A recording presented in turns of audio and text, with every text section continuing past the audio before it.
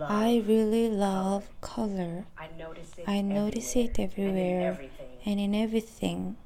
My family makes fun of me because I like to use colors with elusive sounding names like celadon, ecru, carmine.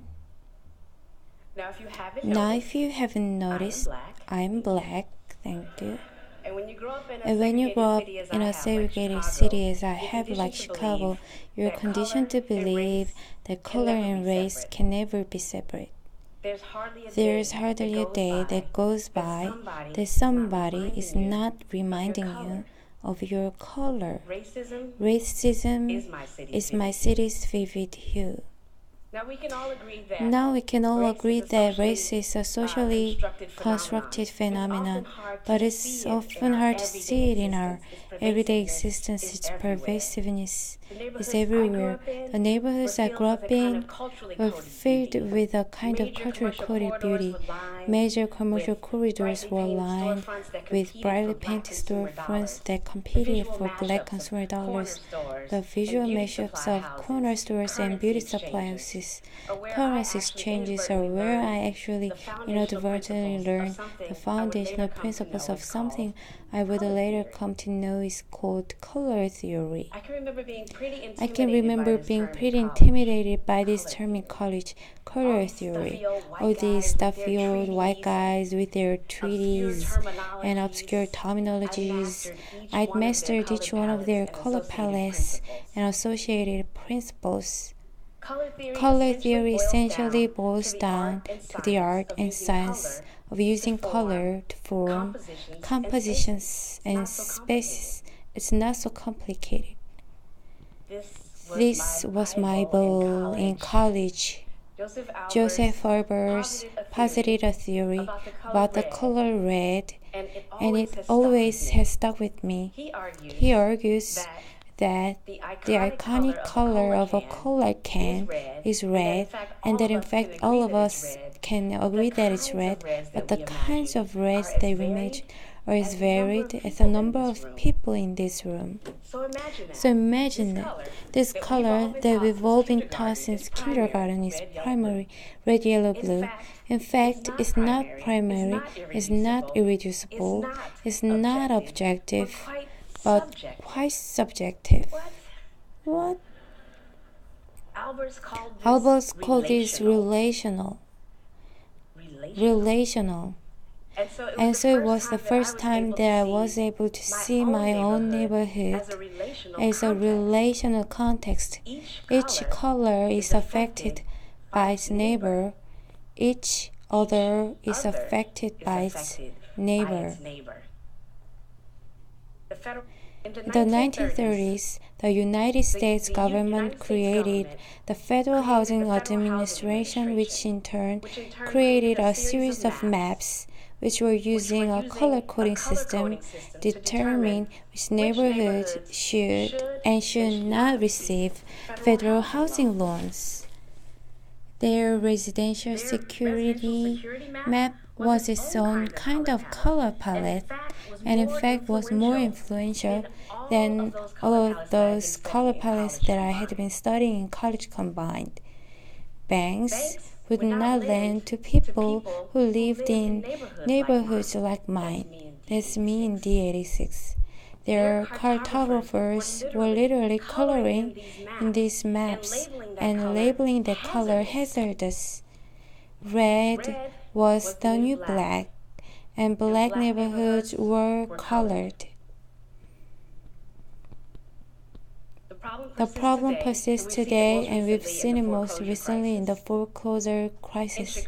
In Chicago, this is best symbolized by these X's that are emblazoned on the fronts of vacated houses on the south and west side. The reality is that someone else's color palettes were determining my physical and artistic existence. Ridiculous.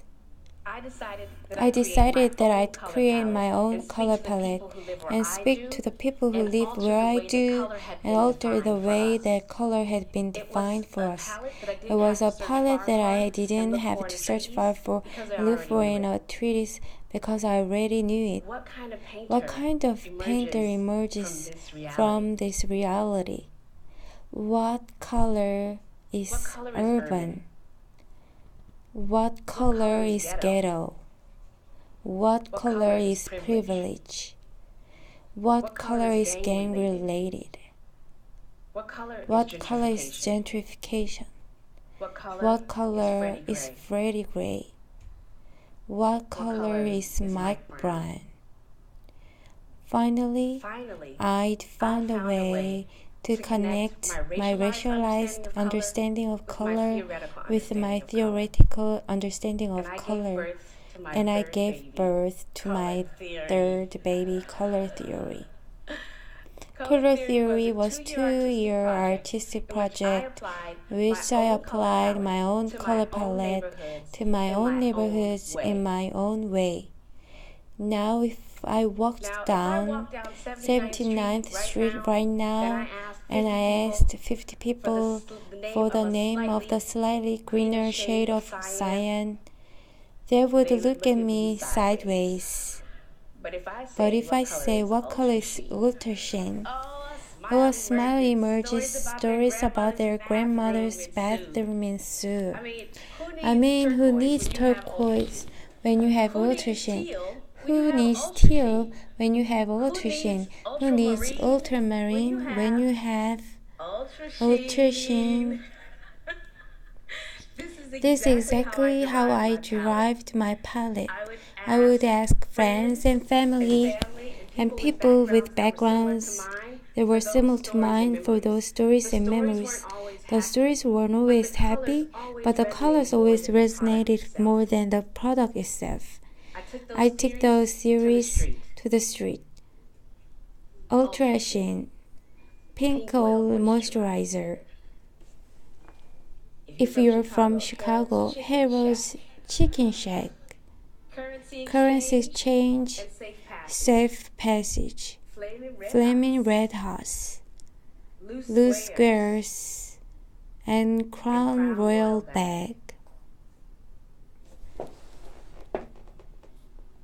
I painted soon-to-be demolished homes in a much maligned area called Inglewood. We'd gather up as much paint as I could fit in my trunk. I'd call my most trusted art homies, my amazing husband always by my side, and we'd paint every inch of the exteriors in monochromatic fashion. I wanted to understand scale in a way that I hadn't before. I wanted to apply the colors to the biggest canvas I could imagine, houses. So I'd obsessively drive up and down familiar streets that I'd grown up on. I'd cross-reference these houses with the city state porter to make sure that they'd been tagged for demolition, unsalvageable, left for dead. I really wanted to understand what it meant to just let color rule, to trust my instincts, to stop asking for permission. No meetings with city officials, no community buy-in, just let color rule in my desire to paint different pictures about the South Side. These houses sit in stark contrast to their fully lined counterparts. We paint to make them stand out like Monopoly pieces in these environments. And we'd go on these early Sunday mornings and keep going until we ran out of the paint or until someone complained. Hey, did you paint that? A driver asked as I was taking this image one day. Me nervously? Yes. His face changed. I thought Prince was coming. He had grown up on this block, and so you could imagine when he drove past, and saw one of its last remaining houses mysteriously changed colors overnight. It was clearly not a crown royal bag involved. It was a secret beacon from Prince. And though that block was almost all but erased, it was the idea that Prince could pop up in unexpected places and give free concerts in areas that the music industry and society deemed were not valuable anymore. For him, the idea that just the image of this house was enough to bring Prince there meant that it was possible. In that moment, that little patch of Eaglestown had become anonymous with royalty, and for however briefly, Eric Bennett's neighborhood had regained its value. So we traded stories despite being strangers. About which high school we'd gone to and where we'd grown up, and Mrs. So-and-so's candy store, of being kids on the south side. And once I revealed that in fact this project